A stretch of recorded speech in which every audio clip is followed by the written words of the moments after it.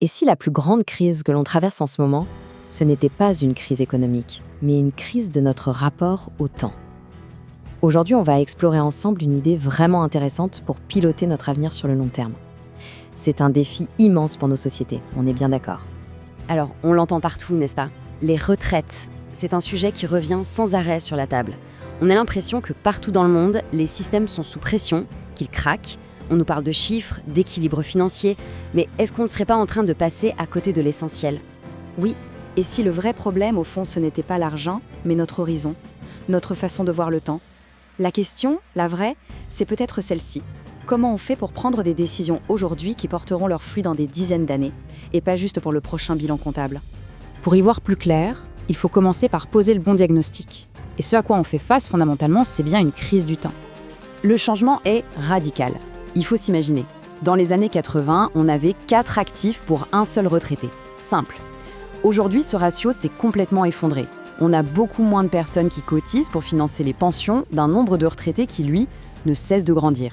C'est une véritable lame de fond démographique qui est en train de tout redessiner. Et encore, ça, ce n'est que la partie visible de l'iceberg.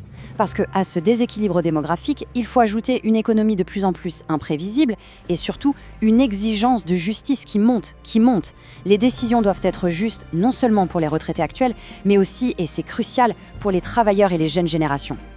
Bon, alors, si la gouvernance classique, traditionnelle, a autant de mal à gérer le long terme, c'est quoi l'alternative?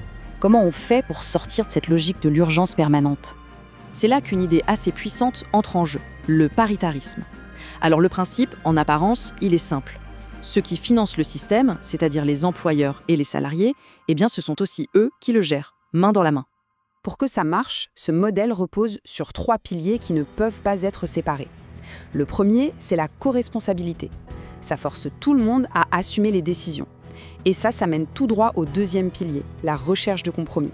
Et cet équilibre, il n'a qu'un seul but, le troisième pilier, garantir que le système tiendra la route pour les générations futures. D'accord, c'est une belle philosophie, mais concrètement, comment ça se traduit en action? Quels sont les outils qui permettent de vraiment gouverner l'avenir? Là, on est face à un changement complet de paradigme.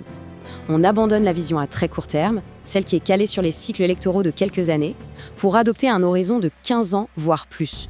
On change littéralement d'échelle de temps. Attention, cette vision à long terme, ce n'est pas juste un souhait. Elle s'appuie sur des outils très concrets. On parle de projections démographiques et économiques très précises, d'indicateurs de performance qu'on suit en permanence. Bref, on ne navigue pas à vue. On se dote d'un véritable tableau de bord pour l'avenir. J'aime beaucoup cette formule. Les réserves financières, ce ne sont pas juste une cagnotte qu'on met de côté, non. Elles sont vraiment pensées comme un tampon, un matelas de sécurité pour protéger le système des chocs, qu'ils soient économiques ou démographiques, sans jamais faire porter le poids aux générations suivantes. Mais le vrai génie de ce modèle, c'est peut-être sa capacité à résoudre des dilemmes qui d'habitude paralysent complètement le débat public. En fait, le paritarisme, il change complètement les termes du débat. Il montre que la rigueur financière, ce n'est pas l'ennemi de la solidarité.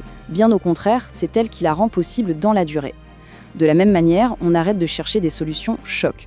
On préfère des ajustements progressifs, en douceur, qui préservent la stabilité de tout le système. Et tout ça, c'est ancré dans un engagement qui est extrêmement fort. Le refus de transférer les coûts d'aujourd'hui aux générations futures en utilisant la dette. C'est une discipline collective, choisie et assumée.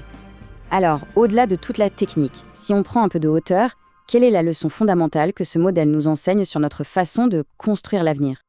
Cette phrase, elle résume absolument tout. L'idée centrale, c'est un vrai changement de mentalité. On arrête de réagir passivement à l'avenir, on commence à le façonner activement, à le piloter. Le temps long devient quelque chose que l'on gouverne. En construisant ce consensus, en partageant les responsabilités, on ne crée pas seulement des systèmes plus stables ou plus légitimes, on les rend aussi plus intelligents, plus capables de s'adapter. La recherche du compromis, ce n'est pas une faiblesse. C'est au contraire la source de décisions qui sont vraiment durables. Et tout ça, ça nous laisse avec une dernière réflexion, bien sûr. Si cette approche fonctionne pour un sujet aussi complexe et sensible que les retraites, quels autres grands défis multigénérationnels, on pense évidemment aux transitions écologiques ou économiques, pourraient-elles nous aider à résoudre? La question, elle, reste ouverte.